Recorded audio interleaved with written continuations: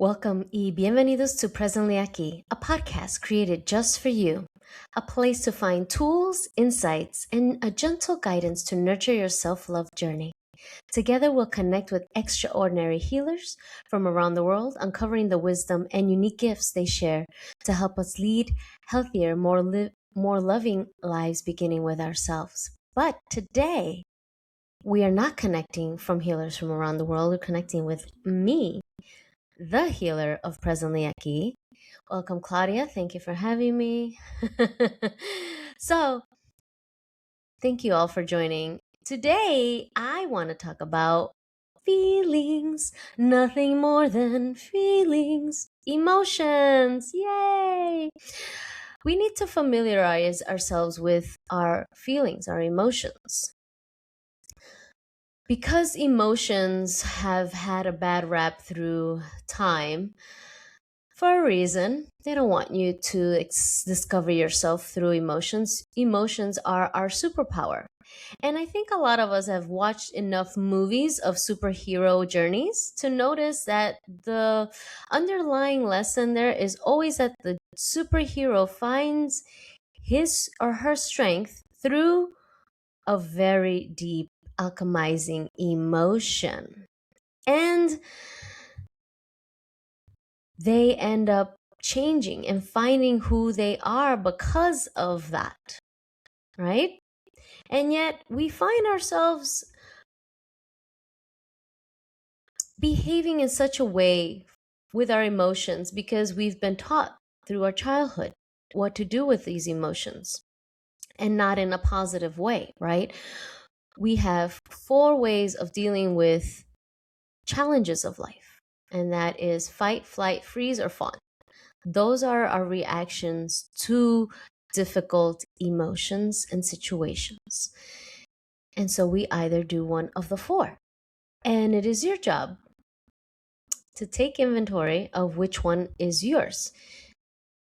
And maybe you'll have one, maybe you have 2 ways of reacting to certain emotions. So your job is to discover what that is and then alchemizing it. And if you need assistance, some of us can do it on our own and some of us aren't able to, and that's fine. And that's why we have holistic therapists. And I highly recommend you getting one if you don't know how to alchemize this on your own. Holistic therapist is different than a regular therapist. Do the research, you'll know why. Okay, that's not this episode. I'm not here to hold hand for everybody all the time. You got to do research for yourself. So let's talk about some of these emotions. And I want you to think of it as a spectrum on a line. Okay, we're going to go from negative to positive on a spectrum. And I love those words because they don't fortify bad and good. They just say negative charge, positive charge. That's all we're talking about here when it comes to our emotions. So on the negative spectrum, let's start there.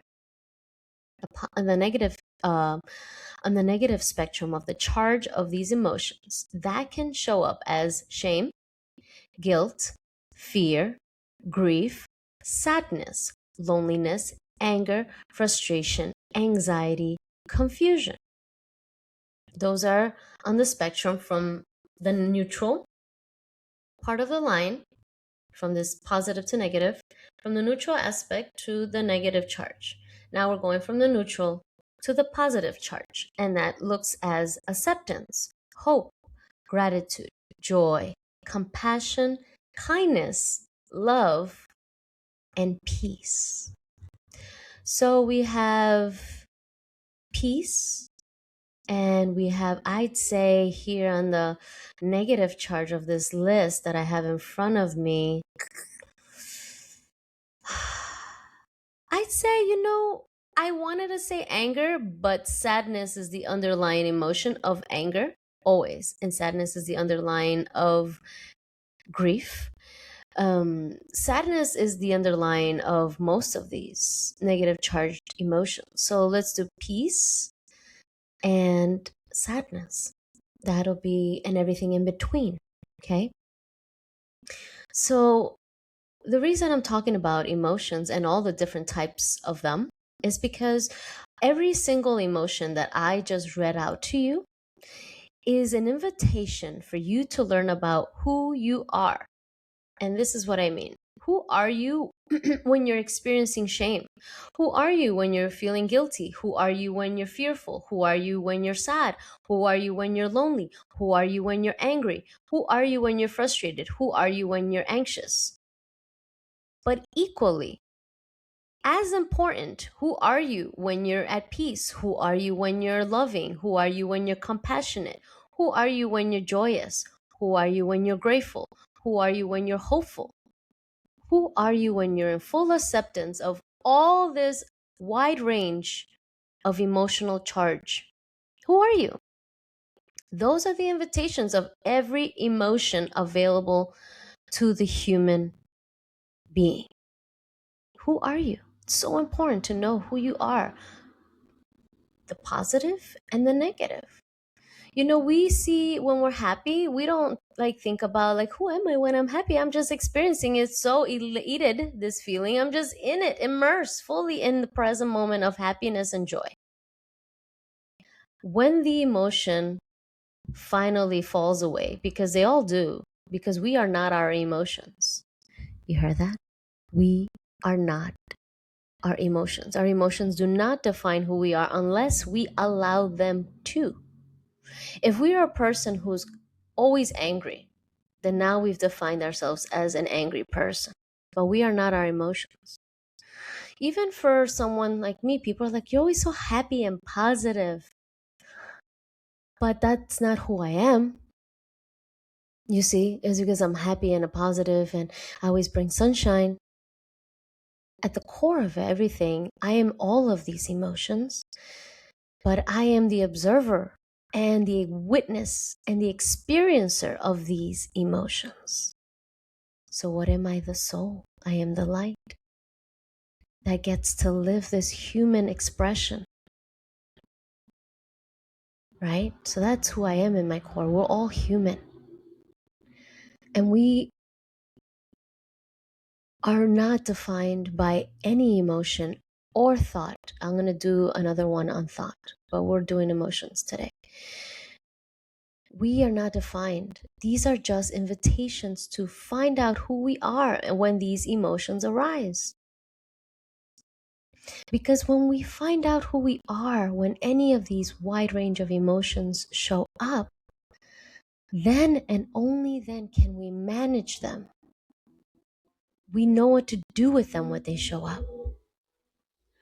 Otherwise, we allow them to take over our beingness and lose ourselves through it, especially through the negative charged emotions. We will lose ourselves. How many times, all of you out there, have lost yourselves through negative charged emotions, especially when we're angry? Anger is when you don't have a practice, a mindfulness practice. It's really easy to fall into anger and allow the rage to take over. And at the end of the cycle, you look back and have regret of what you said, of what you did, and what you thought. Because that's not usually the type of person you are, because that's a temporary moment. You always like, I'm not usually that person. I usually don't say things or I don't act that way.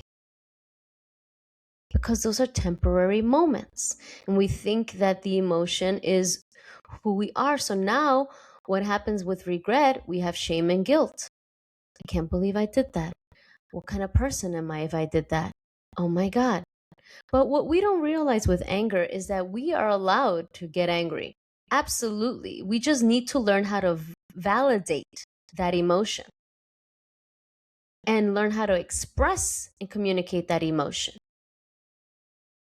And the thought process of that emotion is the mindfulness aspect. When you become the observer, when the anger floods you because you were triggered by what someone did or said, or any external source has affected you to trigger anger in you, and your job as a mindfulness person, as a mindful practitioner, as a person who loves themselves, mindfulness is always going to be the foundational force to knowing yourself. That's never going to change. This is how we learn how to fully accept and love ourselves unconditionally.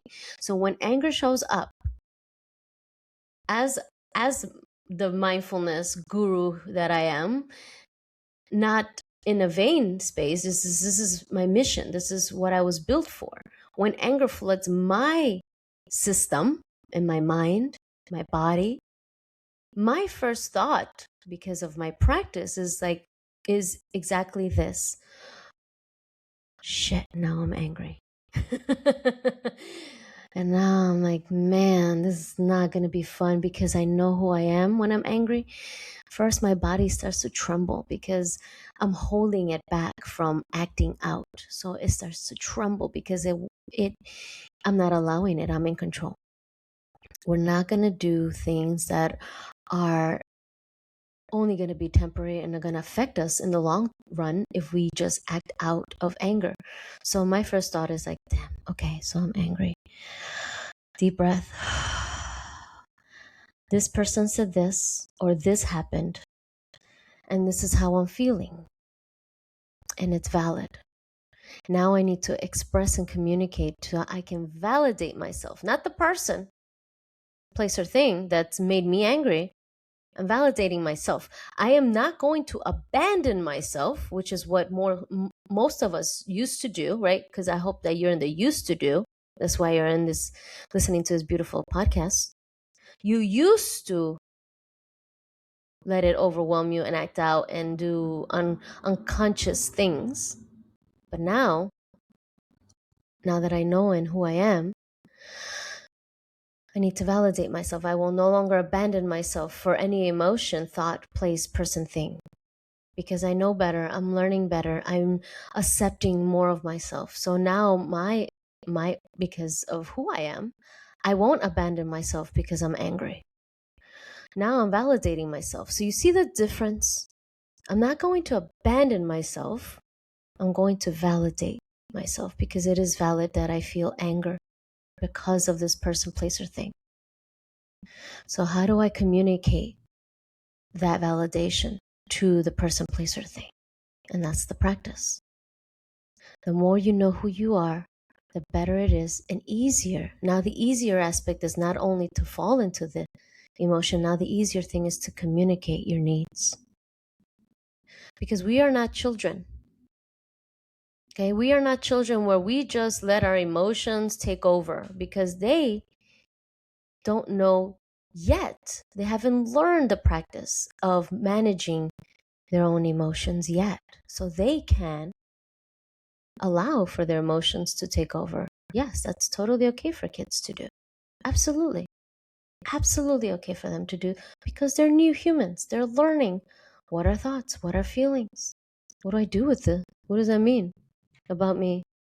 They're already in that space. They're thinking about, I was angry and I did say that, and the adult doesn't know this practice, you see?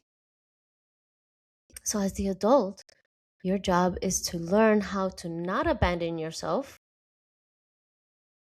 but validate yourself. A whole different space. It will shift your life completely. How do I not abandon myself when shame, guilt, fear, grief, sadness, loneliness, anger, frustration, anxiety, confusion come in? How do I learn how to not to abandon myself? First question is always, how do I abandon myself? That's how we learn. How do I do that? How do I abandon myself? What is it that I say? What is it that I do? What is it I think? And the only way to find that is to know what I started with. What is your first reactionary response that you learned as a child? Is it fight, flight, freeze, or fawn? Those four. When you know you're reactionary, then you can ask yourself, okay, because of my reactionary response, right? For me, it used to be, I went through a lot of the spectrum of those, but the original one for me was to fawn. Um, yeah, my first one that I learned was to fawn. Then I learned how to fight. That was that was a problem too, because we can't fight. We can't fight everything. So I learned to abandon myself through those aspects, to fawn as a reaction response to trauma. And so these negative emotional charges come from those trauma responses that we learned as children. And as adult, it is our job to take that, right? This is inner child healing now, and say to ourselves, you know, you used to fawn when these emotions or hard challenges would come, but I'm here now. And it's okay that you used to fawn. And you may, even as the listener, still fawn and like say, it's okay. We're learning to do more accepting and not abandon ourselves when these things show up. And I have you, I got you. To your inner child, I got you. We're going to do something different, okay? So be with me as we shift how we would manage our emotions in the past to how we're going to do them now, moving forward, right? So, the most important aspect to all of this, as we learn about who we are, is giving ourselves grace and compassion. And again, if you've never learned what grace or compassion is, how can you give it to yourself, right? I say these things and they sound easy, but it's always coming back to, what does that mean for me? What is grace? Define what grace is. And what does grace mean to me? What is compassion? And what does that mean for me? Do I know what compassion is? Has anyone showed compassion to me before? Have I had examples of compassion? You know, now with the digital age, the technological age of life now, we can Google it. We can watch a video. We can learn about compassion. We can watch it in movies. But compassion supersedes everything. And we have to learn to give that to ourselves before we can give it to anybody. And I've talked about this before, where we need to distinct what is nice. Being nice to ourselves is not the same as being compassionate or kind to ourselves. Compassion comes from the heart, and a lot of us are disconnected from this space. So it may feel difficult to give ourselves compassion when we're dysregulated and we're not having the coherence between the mind and the heart and the body. So baby steps when it comes to mindfulness and building this practice of self-acceptance, unconditional loving, acceptance of self. It takes time, because let's think about your age, how many years you've been on earth, and you've been running this program for x amount of years. Let's say, right? Let's say you're 35 and you've been running this program of reactionary traumatic responses for 35 years. Do you think, or do you believe that you can change that within a month, 6 months, a year, 5 years? Absolutely not. It takes time to undo the trauma and the reactionary responses that you've been going with in your mind for so long. And that's where you give yourself grace, when you're learning to shift all of that into something healthier and better for yourself. Because you're here listening to this now. That is how I know that you're ready to shift to a healthier space for not only your mind, body, and spirit, but for your nervous system. It deserves a break. It deserves to feel compassion. It deserves to feel peace that it's never experienced before.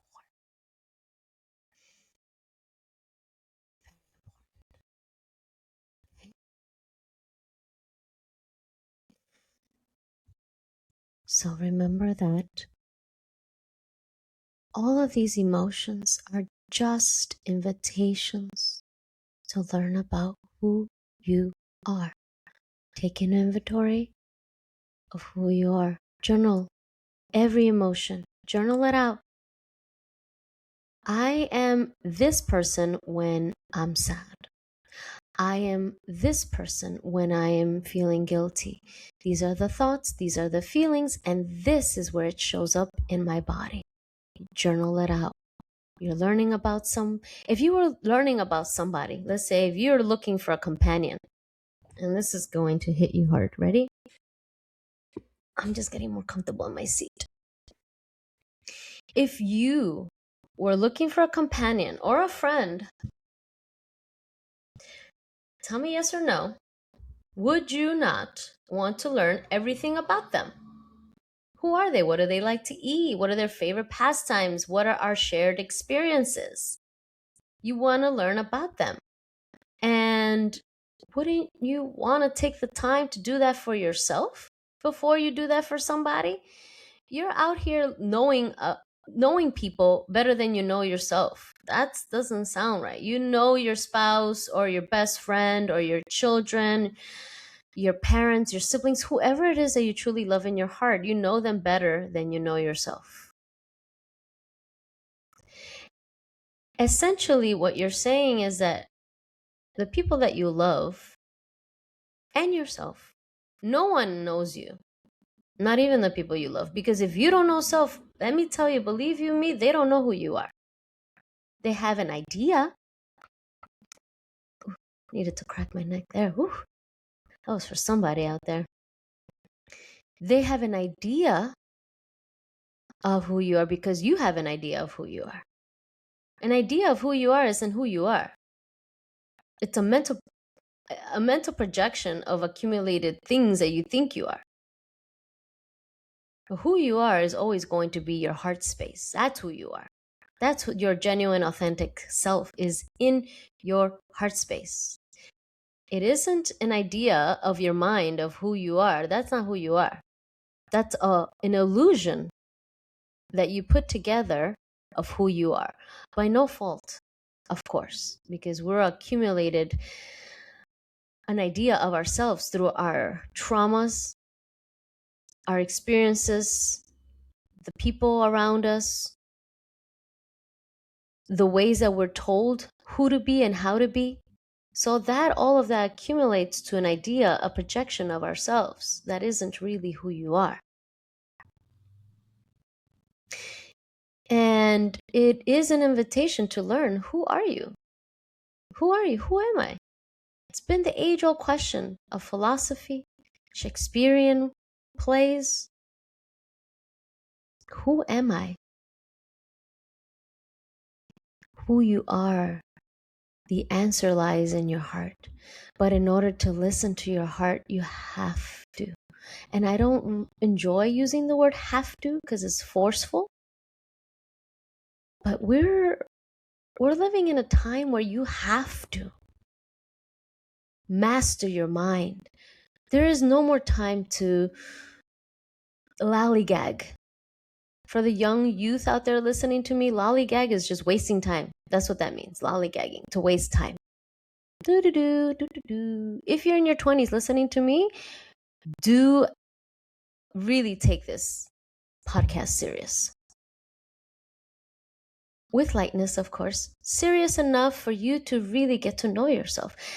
If you are under 25 and listening to me, give yourself a lot of grace because your brain is not finished molded yet. It's not finished developed until you turn 25-ish and you're still learning about who you are. You're molding who you are, which is also wonderful. You get to mold who you are in your early 20s. They don't teach us that.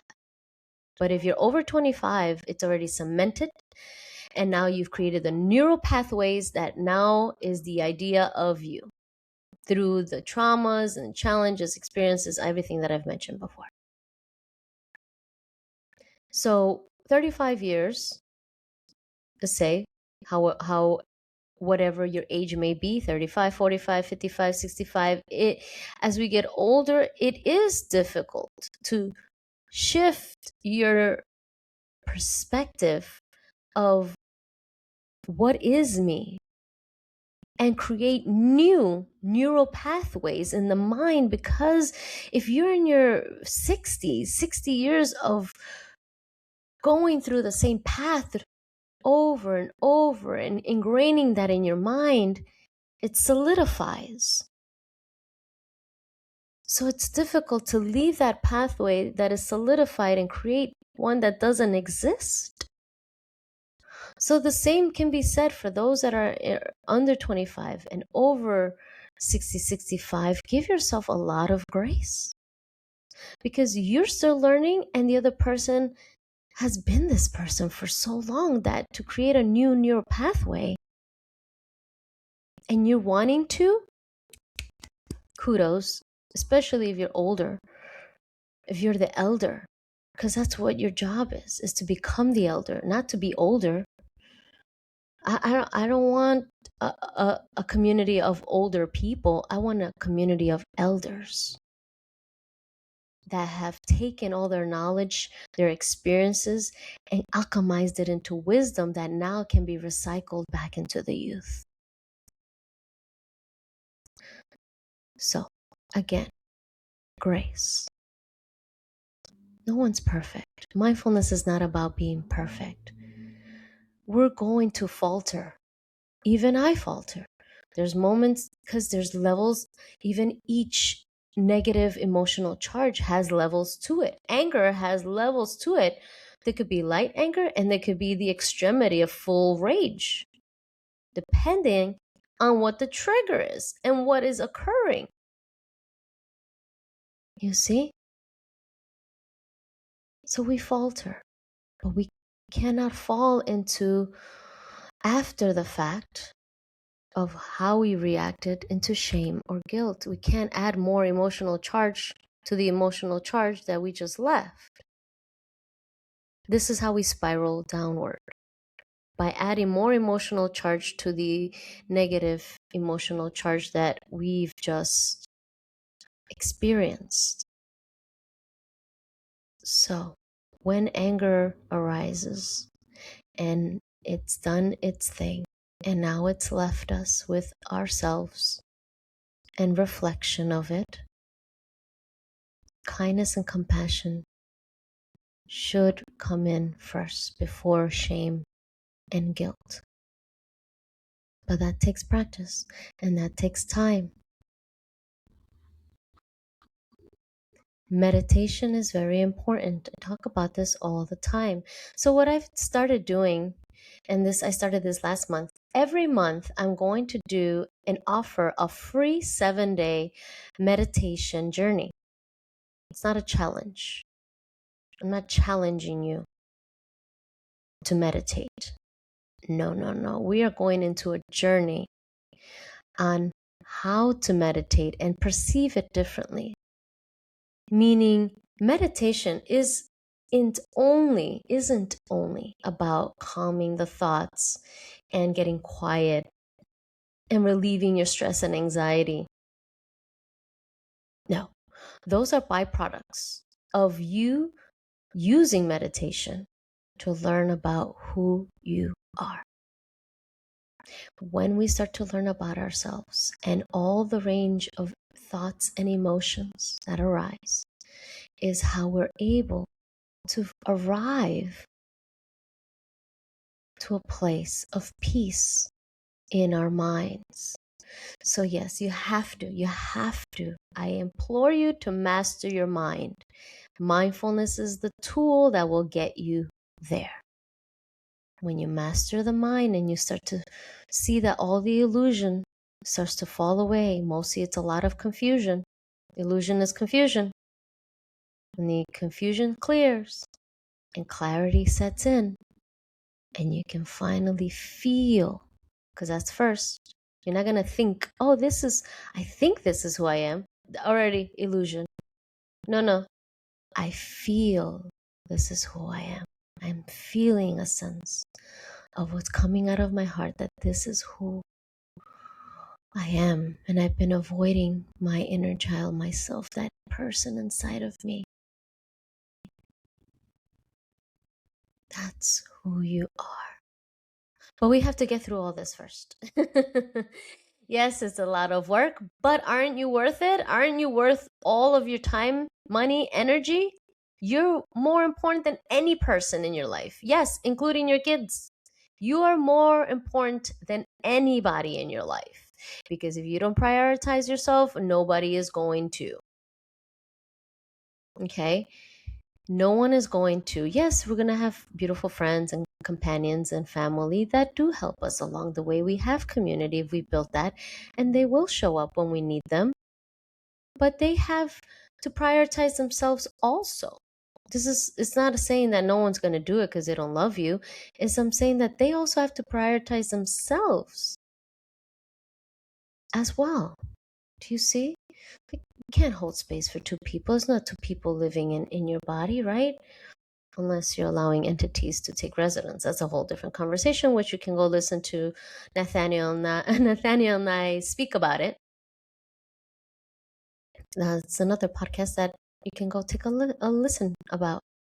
Also, why it's important to take hold of this. The mind is incredibly powerful, incredibly powerful. And if you wield its power, the things that you can do, the things that you can overcome, the things that you can create will blow your mind, will amaze you. And you're going to be like, I did that? That was me. Yeah, you did that. I know, because I've been through the journey. You think I was born with the mindfulness silver spoon in my mouth? No. But I was also a product of my environment. Being born and raised in New York City in the 80s and 90s, not easy. Mindfulness was the tool, but it was my job to nourish it through the decades. Through my yoga practice, my meditation, I added to it. And I molded and I wielded that power. And now I'm here offering mindfulness in my workshops, my free 7-day meditation journey, my intuitive tarot readings, my Reiki practice. So many ways that I'm here to show up for you. My job, my mission was to master this and cultivate it and nourish it with all the love and acceptance. To be the way shower for everyone that comes, that is here, that will come, that needs help. Because we're born in a world where we're taught to be distracted, divided within ourselves. We're divided inside. It's wild. We're not broken. We're just divided. We just have to put the parts back together and know that everything is us. The sadness, the anger, and the peace and love, that's also us. We're the positive charge and the negative charge. But in the center, we're neutral. We have neutrality. We are the observer, the witness, and the experiencer. But that takes practice to come back into that remembrance of self. And that's when we give ourselves grace.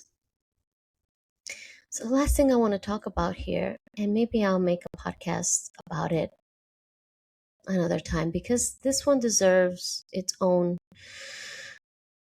conversation, and that's grief. Grief is a difficult one because it shows up differently for everybody.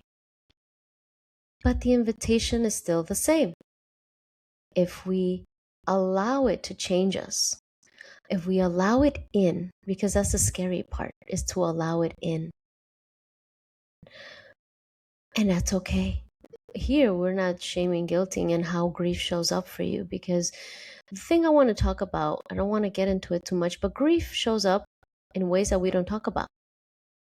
And I will do an episode on this.